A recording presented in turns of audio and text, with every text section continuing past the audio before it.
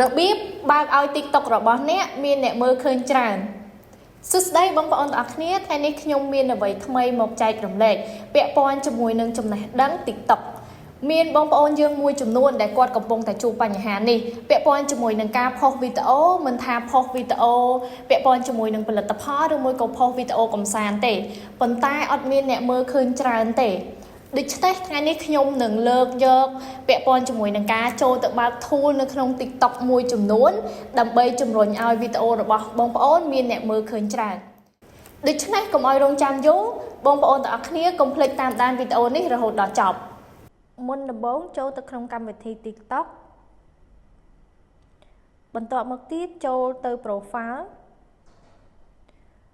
រួចចុចកន្លែងត្រី3ខាងលើគេនេះចុចទៅលើពាក្យថា Setting and Privacy ចូលមកដល់កន្លែង Setting and Privacy បងប្អូនត្រូវចុចទៅលើពាក្យថា Privacy ចូលមកដល់កន្លែងនេះបងប្អូនត្រូវមើលកន្លែង Private Account បើសិនជា account របស់បងប្អូនបើកជា private account ជា account TikTok ឯកជននៅពេលដែលយើងផុសវីដេអូអីទៅគឺអត់សូវមានអ្នកមើលឃើញទេអញ្ចឹងបងប្អូនត្រូវបិទកន្លែង private account នេះទៅជា public account វិញបន្ទាប់មកទៀតបងប្អូនត្រូវមើលទៅកន្លែង suggest your account to other អញ្ចឹងចូលមកដល់កន្លែងនេះគឺមានកន្លែងបើក3អញ្ចឹងគឺបងប្អូនត្រូវចុចបើកទាំង3នៅពេលដែលយើងបើកទាំង3មានន័យថាអ្នកដែលគាត់មាន contact ទំនាក់ទំនងលេខជាមួយនឹងយើងនៅពេលដែលគាត់បង្កើត account TikTok ដោយភ្ជាប់ជាមួយនឹងលេខហ្នឹងនៅពេលដែលគាត់អស់ TikTok ទៅគឺគាត់អាចមើលឃើញ account TikTok របស់យើងបានដែលវានឹង load ចេញជាទម្រង់បែបនេះទី2កន្លែង Facebook Friend នៅពេលដែល friend Facebook របស់យើងគាត់អស់ TikTok ទៅគឺគាត់អាចឃើញ account TikTok របស់យើងផុសវីដេអូបានដែលនឹង load ជាទម្រង់បែបនេះហើយមួយទៀតគឺ people who open or send link to you នៅពេលដែលមានអ្នកណាម្នាក់គាត់ send link មកយើងនៅពេលដែលយើងចុចចូលមើលទៅគេក៏អាចឃើញ account TikTok របស់យើងបាននៅពេលដែលយើង share link វីដេអូ TikTok ទៅកាន់គេក៏អាចមើលឃើញ account TikTok របស់យើងបានដូចគ្នាអញ្ចឹងកន្លែង3នេះគឺបងប្អូនចាំបាច់ត្រូវតែបើកបន្ទាប់ពីបើករួចហើយបងប្អូនចេញត្រឡប់មកវិញត្រូវចុចខាងក្រោមមួយទៀតអញ្ចឹងចូលមកដល់កន្លែងនេះគឺបងប្អូនត្រូវបើកទាំងពីរដូចគ្នាកន្លែងនេះគឺពាក់ព័ន្ធជាមួយនឹង contact Facebook និង friend Facebook ដូចគ្នាអញ្ចឹងគឺយើងត្រូវបើកដូចគ្នា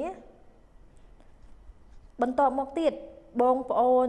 ត្រូវអស់មកខាងក្រោមត្រូវចូលមើលកន្លែង comment កន្លែង comment នេះគឺបងប្អូនត្រូវ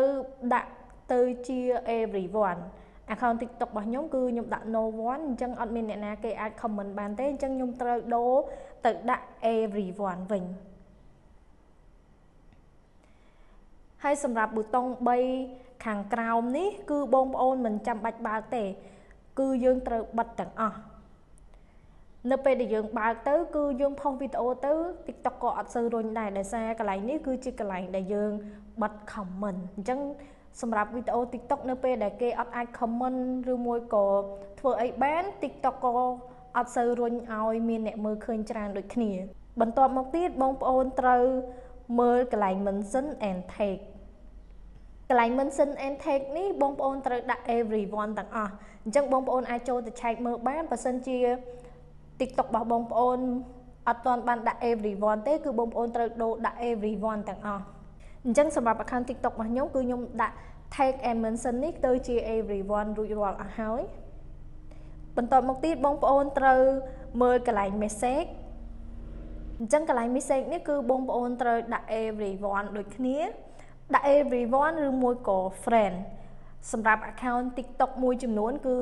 TikTok អត់ទាន់ update ឲ្យមានពាក្យ everyone ទេគឺមានត្រឹមតែពាក្យ friend អញ្ចឹងបងប្អូនអាចដាក់ត្រឹម friend បានដោយសារ account TikTok ខ្ញុំមាន everyone អញ្ចឹងខ្ញុំដាក់ everyone បន្ទាប់មកទៀតកន្លែង story នេះដូចគ្នា ក៏បងប្អូនត្រូវដាក់ everyone ដូចគ្នាដែរ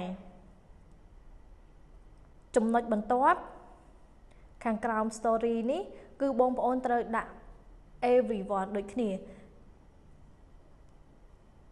អញ្ចឹង account TikTok ខ្ញុំនេះគឺបានដាក់ everyone រួចហើយបន្ទាប់មកទៀតចូលទៅមើលកន្លែង switch នេះយើងក៏ត្រូវដាក់ everyone ដូចគ្នា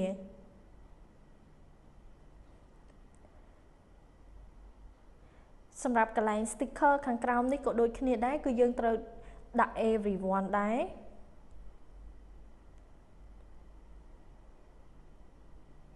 ហើយសម្រាប់កន្លែង download នេះសម្រាប់កន្លែង download វីដេអូនេះបងប្អូនចង់បិទក៏បានបើកក៏បានអត់ជាបញ្ហាអ្វីទេអញ្ចឹងបើសិនជាបងប្អូនចង់ឲ្យគេអាច download វីដេអូបានគឺចុចបើកប៊ូតុងធម្មតាមកដូច្នេះបន្ទាប់ពីបងប្អូនបានកំណត់រួចរាល់ហើយបានចូលទៅឆែកមើលចំណុចទាំងអស់នេះរួចរាល់ហើយនៅពេលដែលបងប្អូនផុសវីដេអូទៅគឺវានឹងជួយជំរុញឲ្យវីដេអូរបស់បងប្អូនមានអ្នកមើលឃើញច្រើនដោយសារនៅពេលដែលយើងបើក tool ទាំងអស់នេះទៅជា everyone គឺ TikTok គឺគេនឹងមានការជួយជំរុញដូចគ្នាដើម្បីធ្វើឲ្យមានអ្នកមើលឃើញច្រើនប៉ុន្តែអ្វីដែលសំខាន់បំផុតនោះក៏ទាមទារឲ្យបងប្អូនត្រូវធ្វើជាវីដេអូណាដែលទាក់ទាញដូចគ្នាទើប TikTok គេកាន់តែជំរុញឲ្យមានអ្នកមើលឃើញកាន់តែច្រើនដោយសារការបើក tool មួយចំនួននេះគឺគ្រាន់តែជាកត្តាមួយដែលជំរុញឲ្យវីដេអូរបស់បងប្អូនមានអ្នកមើលឃើញកាន់តែច្រើនដោយសារ account TikTok បងប្អូនមួយចំនួនដែលគាត់ជាប់កន្លែងណាមួយអញ្ចឹងនៅពេលដែលផុសវីដេអូទៅគឺអត់សូវមានអ្នកមើលឃើញដូច្នេះបងប្អូនកុំភ្លេចចូលទៅឆែកមើលនៅក្នុង account TikTok របស់បងប្អូនដើម្បីបើក tool មួយចំនួននេះដើម្បីជាកត្តាជំរុញឲ្យមានអ្នកមើលឃើញច្រើនសម្រាប់វីដេអូនេះគឺមានតែប៉ុណ្្នឹងទេសូមបងប្អូនទាំងអស់គ្នាកុំភ្លេចចុច like share វីដេអូនេះទៅកាន់បងប្អូនយើងដែលគាត់អត់ទាន់បានដឹងទាំងអស់គ្នាផងហើយកុំភ្លេចចុច subscribe channel YouTube ខាងយើងខ្ញុំទាំងអស់គ្នាដើម្បីទទួលបានវីដេអូល្អៗបន្តទៀតសូមអរគុណ